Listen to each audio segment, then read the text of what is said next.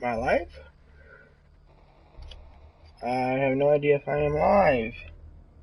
I will be trying to try this thing over again. Alright, we're working. So, this is another attempt at creating this.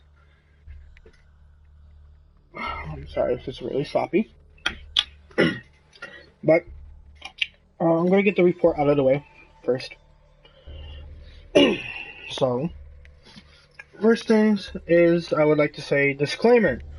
Viewer discretion is advised. Use of strong language and or possible inappropriate meanings within this video. Thank you for your understanding. Please enjoy. The main concept of this video is to go and find and understand from different standpoints on the topic of should the government do more about video games that are judged to be too violent and or sexually provocative. If you're wondering what this is about my pig project I have for my senior year of high school. But continuing back to the report, the very first thing I'm going to be saying about this whole ordeal is that no. My answer is no. The government shouldn't intervene with the gaming community. But however, the real question is, when did this entire issue even begin? Well, as many people may know, or possibly know, that video games started to become a thing in 1971, when the first ever arcade game was released. But it wasn't until 1976 that there was its first major problem with video games within the world.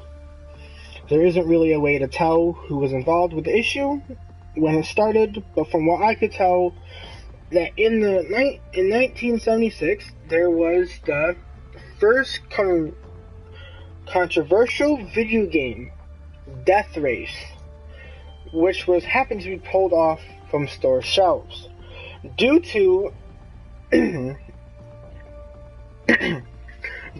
the objective of the lo-fi black and white games that looked a slightly more advanced version of Pong, is to earn points by running over as many quote-unquote gremlins as possible within a given time frame.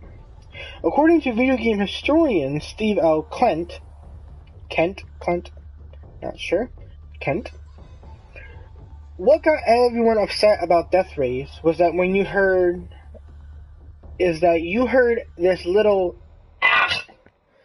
when the person got hit in the video game, and a little gravestone came up. Due to public outcry, Death Race's manufacturer takes the game off the market. This is how it begun, in my personal opinion, of why it started, is because the older generation, which, mind you, is a lot older, like more than probably 20 years, 30 years, or whatever, is considered the older generation, couldn't be able to handle the concept that something like this was being made. Meanwhile, movie producers are making horrible and inappropriate movies. But the people who watch them know that they aren't real. So why say that video games are making people violent when the video games may look real, but in all reality they are just fake, just like movies are. Well, certain movies at least. So I say people should just man up, deal with it. If you don't like it, don't watch it or play it. That simple. Now, there are no main key players of this topic. However, there is the gaming community, which I happen to be a part of, and I am gladly proud to be a part of. Then there are the people who are against video games, which I guess you could say anti-video game activists, which I have no idea why or what they are doing with their lives. to just blatantly diss video games from their own problems. But however, there are multiple types of federal situations that happened. There was the Night Trap ban of Mortal Kombat, scrutinized by Congress, because, as it would say, the Sega CD version of Night Trap is removed from store shelves at Toys R Us, and FAO sorts locations in the United States in direct response to a December 9th, 1993 Joint Senate Judiciary and Government Affairs Committee hearing on video game violence. Night Trap is cited as shameful, ultra-violent, sick, and disgusting, encouraging an effort to trap and kill women. In particular, a scene in which the blood is found... A scene in which the character Lisa is wearing a nightgown while captured by augurs attempting to drain her blood is found to be very offensive, given the circumstances in which she is attacked, scantily clad in a private bathroom. The game's goal is not to trap or kill women, but to save them from harm. Also, there was let me read this. My bad. Should have been more prepared. It was in 1997, Jack Thompson files the first ever video game lawsuit. Anti-video games activist and attorney Jack Thompson files the first of what are to be a large number of lawsuits claiming video games are responsible for violence perpetrated by teens. The lawsuit is filed on behalf of the parents of 3 children killed in the high school shooting in 1997. Investigations show that the perpetrator had regularly played various computer games, including Doom, Quake, Castle Wolfenstein, Redneck Rampage, Nightmare Creatures, MechWarrior, and Resident Evil. Excessive, some pornographic websites, and owned a videotape of the Basketball Diaries, which includes a high school student dreaming about shooting his teacher and some classmates. The suit alleged that the producers of the games, the movie, and the operators on the internet sites were neglect in distributing this material to a minor because it would desensitize him and make him more prone to violence. This suit was filed in federal district court and is dismissed for failing to present a legal, recognizable claim. In July of 2008, Thompson is permanently disbarred by the Florida Supreme Court for inappropriate conduct, including making false statements to tribunals and disparaging and humiliating litigants. Now, put a little bit of an opinion on the topic of when it said that the suit alleges that, well, actually more likely what this specific shooter did and owned. Yes, the computer games that were listed are violent, but then there is also the media, which is the websites, and the movies.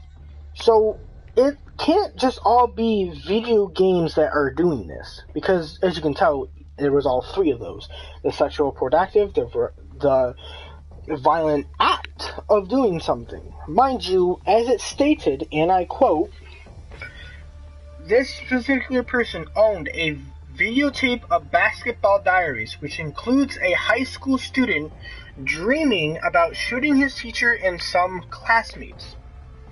Key information there. Yes, you can align video games with that, but he didn't get the idea from video games. He got it from a movie that he had seen. Think about that. There are other, obviously, interpretations, or whatever you may say. There is also the Indianapolis enacts ordinance limiting minors to access to violent video games. There was also the federal legislation proposed to ban sale of violent video games to minors. The U.S. Representative Joe Bach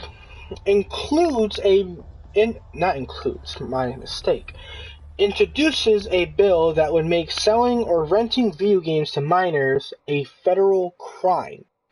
The bill is adeptly named the Protect Children from Video Game Sex and Violence Act of 2003. Washington State introduces a similar law which would fine retailers about $500 for selling violent games to minors. There are a bunch more, but I'm not going to get into them because I am low on time. As of January 16th of 2018, thank you very much, there is no proven statement that provides a proper link between violent video games and behavior. Because I can tell you that many of the people I play video games with normally only play them to relieve stress or to just simply have a fun time and entertain themselves. The only recent event to try and take down this whole debate is the hashtag net neutrality of 2017 to 2018. Which in the situation, but as of course the gaming community came out on top and debunked the entire net neutrality due to its massive amounts of supporters and people who are in that community. Personally, the most important solution to this entire issue is to stop. Stop and get some help. Because video games had done nothing wrong at all, in my opinion. Well, my position and perspective on this issue. Oh, but before I say, please listen carefully.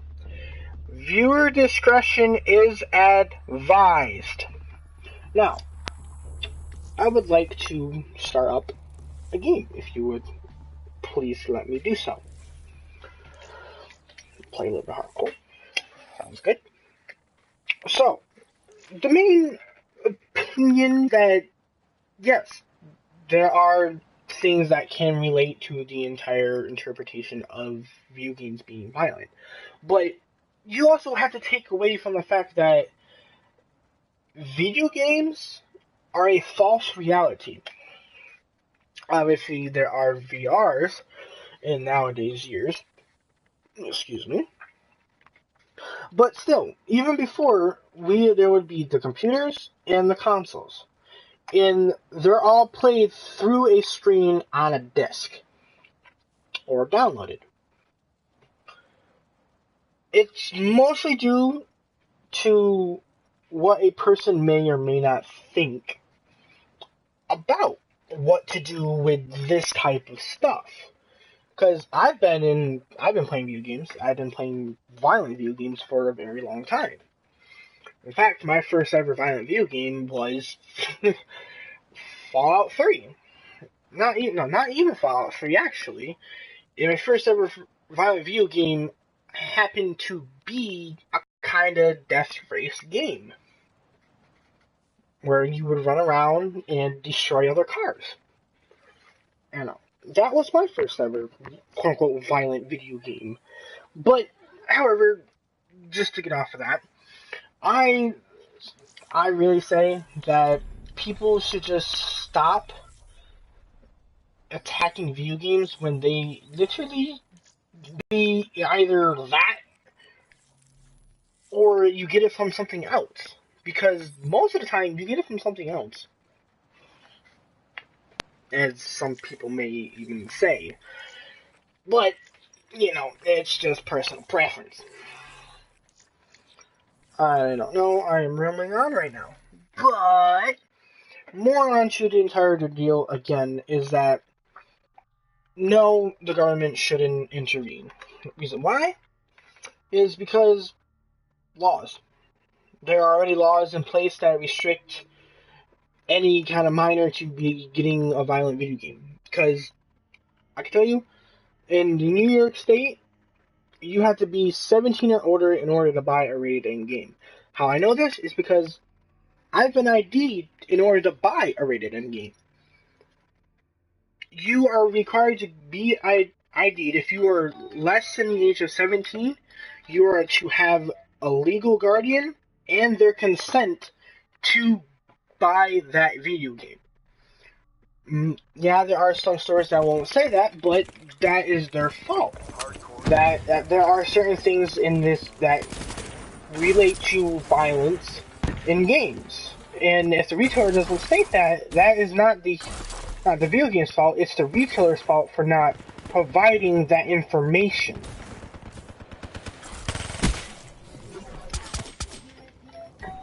Yeah, my phone's going off. Don't like that. But, anyways, the reason why I would sit here and defend that is just due to the fact that I am a long-time supporter of video games, and I honestly can tell you that me playing video games have brought my life out of, I would say, the darkness. Because, you get to meet new people. You don't just get to stay around people that you see on a day-to-day basis, whether it be at school, work, or any of that. You get to see and, you get to hear and meet different people from all around the world. And it's crazy that video games are able to do this, but I just don't understand. I don't know at all, but if you have any questions, just ask me in class, because I would be happy to help if I could in any type of way. So, but for now, I'm just gonna leave this playing this match. And I am not going to be muting my mic because I would like you all to hear what type of reactions you can get, dependent, just to show that, there are certain people who play video games different than others. Well, because every person in this world is not the same. They all have their individuality. I have no idea if I'm using these big words right. For certain, I do not like this lag. Ah! I don't like this lag. Oh, that lag's horrible. Oof. That's horrible. Whoa. Off me! Ah. 2 and 9, jeez. Okay. I'm just trying to make up time.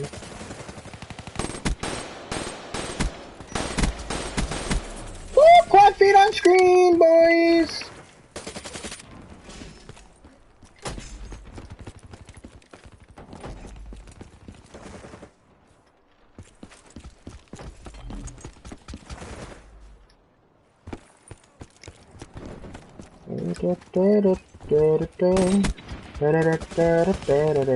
UAV ready for tasking.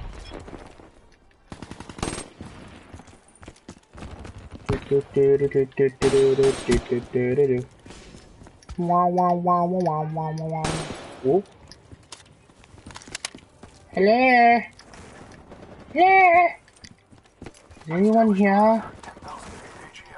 Can I have a freeze pop?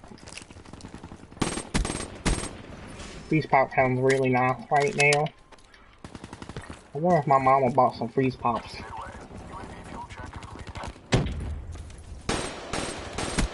Whoops. Did not mean to kill that teammate.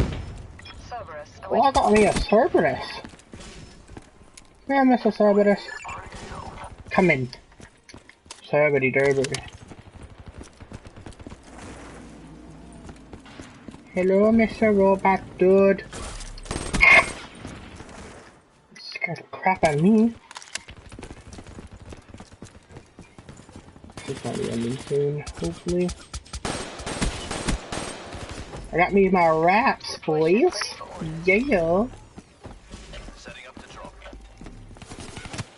Wow. Deploying wraps. Get 'em, boys. Hello. Got me. Thank you very much. Cerberus destroyed. Oh, I'm gonna do some of my Cerberus. Item 3-1 is dry.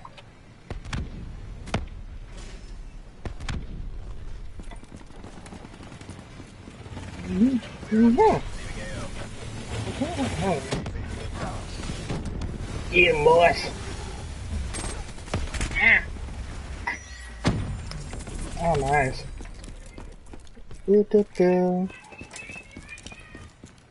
Sorry about background noise. My family's crazy.